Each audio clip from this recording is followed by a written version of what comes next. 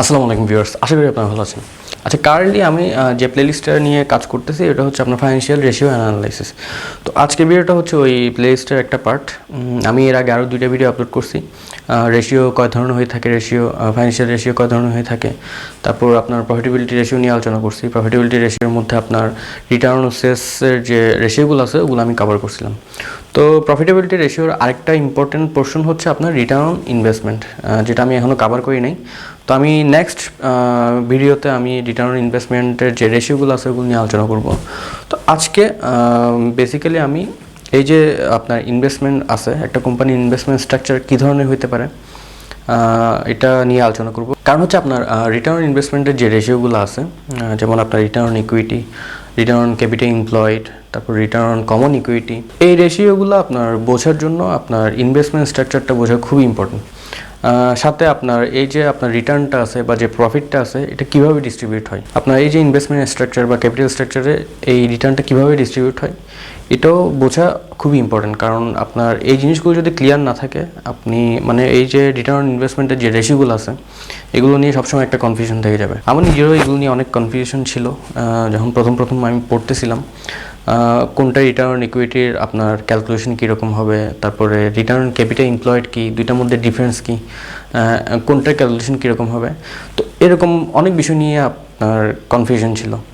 তো বেসিক্যালি এই কনফিউশনগুলো ক্রিয়েট হয় আমরা ইনভেস্টমেন্ট স্ট্রাকচারটা যদি না বুঝি ভালো করে, তাহলে এই ধরনের কনফিউশনগুলো ক্রিয়েট হবে। তো আজকের ভিডিওতে আমি বেসিক্যালি ইনভেস্টমেন্ট স্ট্রাকচার, একটা কোম্পানি ইনভেস্টমেন্ট স্ট্রাকচার বা ক্যাপিটাল স্ট্রাকচার কী ধরনের হতে পারে এটা সম্পর্কে আলোচনা করব, আর রিটার্নটা কীভাবে ডিস্ট্রিবিউট হয় এটা নিয়ে আলোচনা করব। একটা হচ্ছে ইনভেস্টমেন্ট স্ট্রাকচার আর একটা হচ্ছে রিটার্ন ডিস্ট্রিবিউশন। এই দুইটা বিষয় যদি আমাদের মোটামুটি ক্লিয়ার হয়ে যায় তাহলে আপনার যে রেশিওগুলো আছে রিটার্ন অন ইনভেস্টমেন্টের, ওই রেশিওগুলো ক্যালকুলেশনে বা ওগুলো বুঝতে আশা করি কোনো প্রবলেম হবে না। তো খুবই ইম্পর্ট্যান্ট একটা ভিডিও। তো যারা দেখতেছেন অবশ্যই শেষ পর্যন্ত দেখবেন যাতে করে কোনো কিছু মিস না যায়। ভিডিওটা যদি ভালো লাগে অবশ্যই লাইক করবেন, শেয়ার করবেন। আর যারা আমাকে ফার্স্ট টাইম দেখতেছেন, আমার নাম হচ্ছে রাহুল চৌধুরী। আমি এই চ্যানেলটাতে অ্যাকাউন্টিং, বিজনেস আর লাইফস্টাইল নিয়ে ভিডিও আপলোড করে থাকি। এই টপিকসগুলো যদি আপনার কাছে রিলেভেন্ট মনে হয় প্লিজ টু কনসিডার সাবস্ক্রাইবিং। আর যদি অলরেডি সাবস্ক্রাইব করে রাখেন আপনাকে অনেক ধন্যবাদ। ভিউয়ার্স, একটা বিজনেসের মধ্যে বেসিক্যালি দুইটা সোর্স থেকে টাকা ইনভেস্ট করা যায়। একটা হচ্ছে ক্যাপিটাল ইনভেস্ট করা যায়, আর একটা হচ্ছে লোন ইনভেস্ট করা যায়। তো ক্যাপিটালের অনেকগুলো সেগমেন্ট থাকে, আমি ডিটেলস আলোচনা করবো একটু পরেই।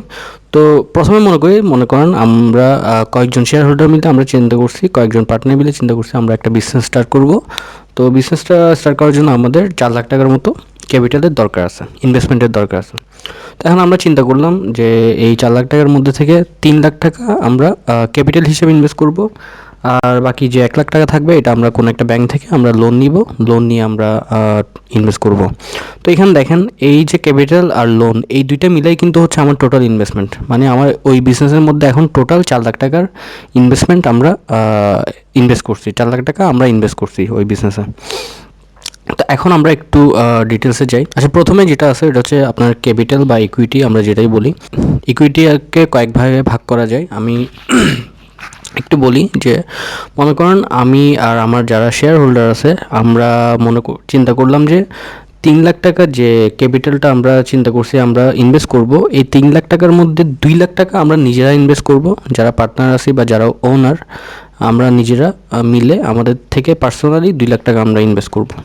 তো এই 2 লাখ টাকাকে বেসিক্যালি ইকুইটি শেয়ার ক্যাপিটাল বলতেছে, যেটা যারা শেয়ার হোল্ডার আছে তারা যে টাকাটা ইনভেস্ট করে ওটাকে ইকুইটি শেয়ার ক্যাপিটাল বলে। তো এটা হচ্ছে তো এটার অ্যামাউন্ট হচ্ছে 2 লাখ টাকা। আমরা চিন্তা করলাম যে আমরা পার্সোনালি 2 লাখ টাকা ইনভেস্ট করব, আর বাকি 1 লাখ টাকা আমরা চিন্তা করলাম 1 লাখ টাকার ক্যাপিটাল আমরা রেজ করব।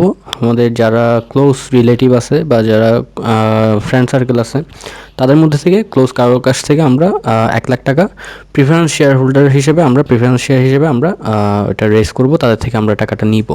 তো তাদের সাথে আমরা চুক্তি করব হচ্ছে তাদেরকে আমরা 10% করে প্রফিটের 10% তাদেরকে আমরা পে করব। তাহলে টোটাল আমাদের আপনার ইকুইটি রেজ হচ্ছে 3 লাখ টাকা। তো মনে করেন 1 বছর ধরে রানিং হইলো বিজনেসটা, 1 বছরে আমরা 50,000 টাকার মতো প্রফিট আর্ন করলাম।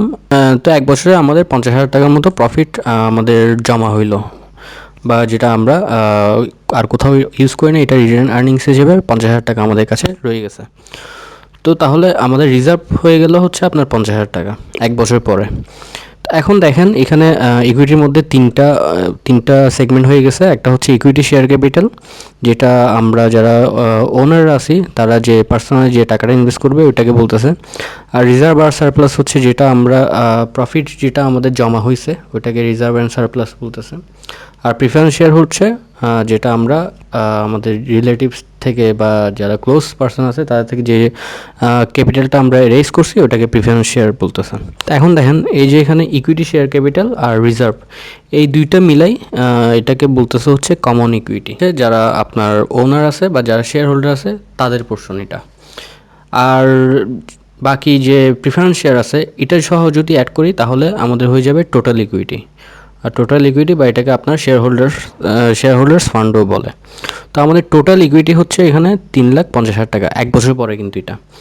তার মধ্যে 50,000 টাকা আমাদের এক বছরের মধ্যে প্রফিট জমে আমাদের রিজার্ভ হয়েছে 50,000 টাকা। তো আমাদের টোটাল ইকুইটি এখানে দাঁড়াচ্ছে 3,50,000 টাকা। আর লাইবিলিটিস সাইডে দেখেন, লাইবিলিটিস সাইডে আছে হচ্ছে আমরা 1,00,000 টাকার মতো একটা লোন নিয়েছি একটা ব্যাংক থেকে, তো যেটার ইন্টারেস্ট রেট হচ্ছে 12%। তো এখন এই যে আপনার ইকুইটি ইনভেস্টমেন্ট হচ্ছে আপনার 3,50,000 এক বছর পরে গিয়ে, আর আপনার লোন ইনভেস্টমেন্ট সহ আমাদের টোটাল দাঁড়াচ্ছে হচ্ছে ইনভেস্টমেন্ট 4,50,000 টাকা। তো এই যে টোটাল ইনভেস্টমেন্টটা আছে ইকুইটি প্লাস লোন, এই টোটাল ইনভেস্টমেন্টটাকে বলে হচ্ছে আপনার ক্যাপিটাল এমপ্লয়েড, মানে এই পরিমাণ ক্যাপিটাল আপনার বিজনেসে এমপ্লয়েড হয়েছে। তো এটা হচ্ছে আপনার একটা বেসিক ইনভেস্টমেন্ট স্ট্রাকচার। তো এখন আপনার মনে করেন আপনার রিটার্ন অন ইকুইটির রেশিও ক্যালকুলেশন করতে বলা হইলো, তখন আপনার টোটাল ইকুইটি যেটা আছে এটা তখন নেওয়া হবে। আর যদি বলা হয় যে common equity, return on common equity কত পার্সেন্ট আসছে, তখন সেক্ষেত্রে নেওয়া হবে যে কমন ইকুইটি আছে equity share capital plus reserve মিলে যে পোর্শনটা আছে ওই পোর্শনটা নেওয়া হবে। আর যদি বলে হচ্ছে আপনার রিটার্ন অন ক্যাপিটাল এমপ্লয়েড কত, সেই ক্ষেত্রে নেওয়া হবে হচ্ছে আপনার ইকুইটি প্লাস লোন মিলাই যে পোর্শনটা আছে ক্যাপিটাল এমপ্লয়েড এটা। তো ইনভেস্টমেন্ট স্ট্রাকচারটা এই কারণেই বোঝা খুবই ইম্পর্ট্যান্ট, কারণ আপনার যখন ইনভেস্টমেন্ট রেশিওগুলো আমরা অ্যানালাইসিস করব বা এগুলো যখন ক্যালকুলেশনগুলো দেখব, তো তখন এই রেশিও ক্যালকুলেশনের মধ্যে আপনার রিটার্ন অন ইকুইটি আসবে, রিটার্ন অন কমন ইকুইটি আসতে পারে, তারপর রিটার্ন অন ক্যাপিটাল এমপ্লয়েড আসতে পারে। তো কোন রেশিওর ক্ষেত্রে কোন অ্যামাউন্টটা প্রযোজ্য বা কোন অ্যামাউন্টটা নিতে হবে ওইটা ক্লিয়ার করার জন্য বেসিক্যালি আপনার এই ইনভেস্টমেন্ট স্ট্রাকচারটা বোঝা ইম্পর্টেন্ট। আচ্ছা, লাইবিলিটিসেরও দুইটা পোর্শন থাকে, এটা একটু বলে দিই। একটা হচ্ছে আপনার কারেন্ট লাইবিলিটিস আর একটা হচ্ছে নন কারেন্ট লাইবিলিটিস। তো আমরা যে লোনটা নিছি ব্যাংক থেকে এটা মনে করেন নন কারেন্ট লাইবিলিটিসের মধ্যে পড়তেছে। তো কারেন্ট লাইবিলিটিস হচ্ছে বেসিক্যালি আপনার এক বছরের ভিতরে যে লাইবিলিটিসগুলো আমাদেরকে পে করে দিতে হবে ওগুলোকে আপনার কারেন্ট লাইবিলিটিস বলে।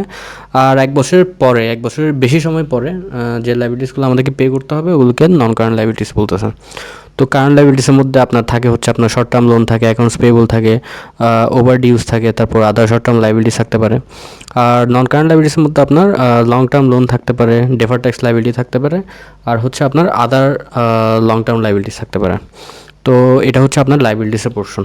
তো এই যে ইকুইটি আর লাইবিলিটিস এই দুইটা মিলাই কিন্তু আমাদের অ্যাসেটস হয়। তো আমি অ্যাজিউম করে নিচ্ছি যে আপনারা যারা এই ভিডিওটা দেখতেছেন আপনারা অ্যাকাউন্টিংয়ের যে ইকুয়েশনটা আছে এটা সম্পর্কে জানেন, assets equal to equity plus liability.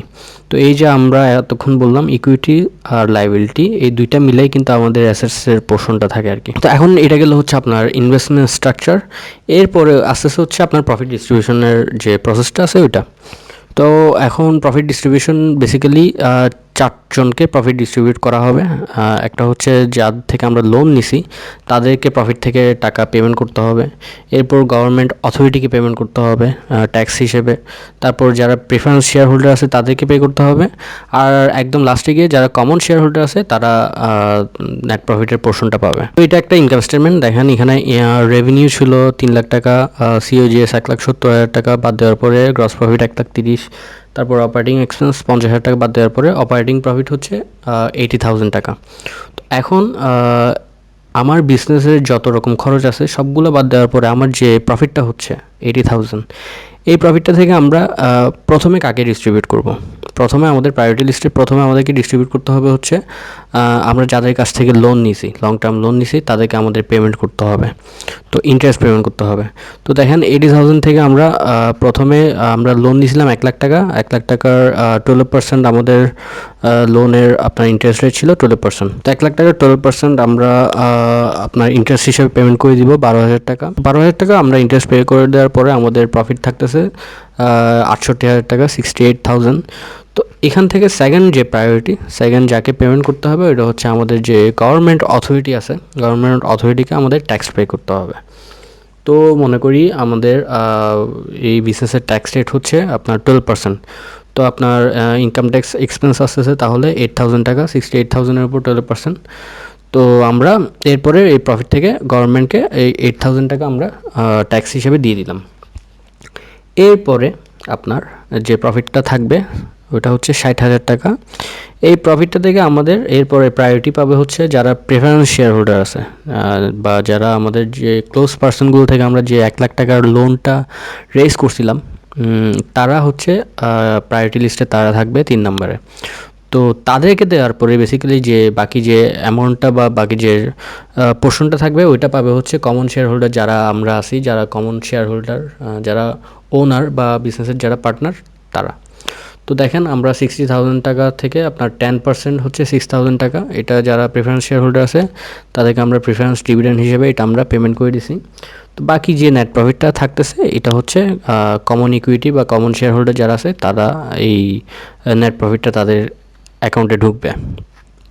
তো এটা এই যে এখানে রিজার্ভ অ্যান্ড সারপ্লাস আছে, এখানে এই রিজার্ভ অ্যান্ড সারপ্লাসের সাথে এটা অ্যাড হয়ে যাবে। তো এই 54,000 টাকাটা বেসিক্যালি যারা কমন ইকুইটি শেয়ার হোল্ডার আছে, এই যে ইকুইটি শেয়ার হোল্ডার 2 লাখ টাকা যারা ইনভেস্ট করছিল তাদের এই যে রিজার্ভ অ্যান্ড সারপ্লাসের যে পোর্শনটা 50,000, এটার সাথে আরও 54,000 টাকা অ্যাড হয়ে যাবে। তো এটা হচ্ছে কমন ইকুইটি বা ইকুইটি ফান্ড, তখন ইকুইটি ফান্ডটা আরও বেড়ে যাবে। তো বেসিক্যালি এই দুইটা জিনিস খুবই ইম্পর্ট্যান্ট। একটা হচ্ছে ইনভেস্টমেন্ট স্ট্রাকচার, যেটা সম্পর্কে আমরা আলোচনা করলাম, আর আরেকটা হচ্ছে আপনার প্রফিট ডিস্ট্রিবিউশন, প্রায়োরিটিতে কাদেরকে আগে পেমেন্ট করতে হয়। তো আমরা এখানে ফার্স্টে দেখলাম প্রথমে পেমেন্ট করতে হবে আমরা যাদের কাছ থেকে লোন নিছি তাদেরকে প্রথমে পেমেন্ট করতে হবে, তারপরে পেমেন্ট করতে হবে হচ্ছে আপনার গভর্নমেন্ট অথরিটিকে ট্যাক্স পেমেন্ট করতে হবে, তারপরে যারা প্রায়োরিটিতে থাকবে তারা হচ্ছে প্রেফারেন্স শেয়ার হোল্ডার, আর একদম শেষে গিয়ে যে প্রফিটটা থাকবে ওইটা পাবে হচ্ছে যারা কমন শেয়ার হোল্ডার আছে তারা। তো নেক্সট ভিডিওগুলোতে আমি যখন রিটার্ন অন ইকুইটি, তারপরে রিটার্ন অন কমন ইকুইটি আর রিটার্ন অন ক্যাপিটাল এমপ্লয় সম্পর্কে আলোচনা করব, তখন আজকের এই যে ভিডিওগুলো দেখলাম ইনভেস্টমেন্ট স্ট্রাকচার আর প্রফিট ডিস্ট্রিবিউশন, এই ভিডিওটার এই জিনিসগুলো তখন কাজে লাগবে। তো ভিডিওটা নিয়ে যদি কোনো কোয়েশ্চেন থাকে আমাকে কমেন্ট সেকশন জানাবেন, আমি চেষ্টা করব আপনাদেরকে রিপ্লাই দিতে। আই হোপ আপনাদের ক্লিয়ার হয়েছে একটা বিজনেসের ক্যাপিটাল স্ট্রাকচার বা ইনভেস্টমেন্ট স্ট্রাকচার কী ধরনের হতে পারে, কীরকম হতে পারে, আর এই যে রিটার্ন আছে বা যে প্রফিটটা আছে এটা কীভাবে ডিস্ট্রিবিউট হতে পারে। তো ইনশাল্লাহ নেক্সট ভিডিওতে আমি আপনার এই যে রিটার্ন ইনভেস্টমেন্টের যে রেশিওগুলো আছে আমি ওগুলো নিয়ে আলোচনা করবো। আর ইনশাল্লাহ নেক্সট ভিডিওতে আবার দেখা হবে। আল্লাহ হাফেজ।